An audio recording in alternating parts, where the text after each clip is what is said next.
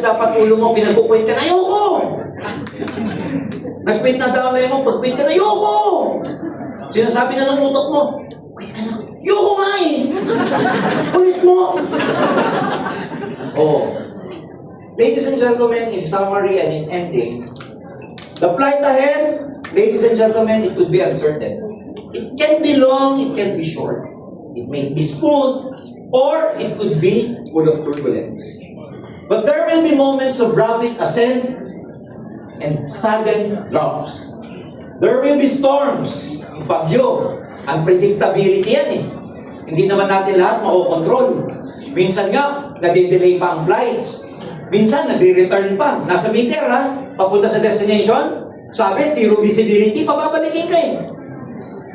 Minsan, paikot-ikot, lalanding na lang, may ganyan akong flight eh. Ang bilis papunta ng Manila, pagdating namin dito, ikot-ikot kami. Ang daming unpredictable, reroutes and delays. But ladies and gentlemen, one thing will determine whether you reach your destination. And that is your mental and emotional preparedness. Marami pa tayong pagdadaanan, nagsisimula pa lang tayo. Pero kung pare-pareho tayong aligned, we become powerful. We're just a very small unit for now. We are nothing in fact.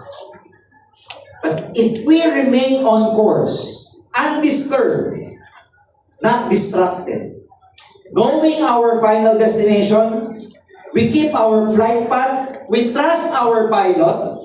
Ladies and gentlemen, at the end of the day, whatever storms and turbulence we experience, we will reach our final destination.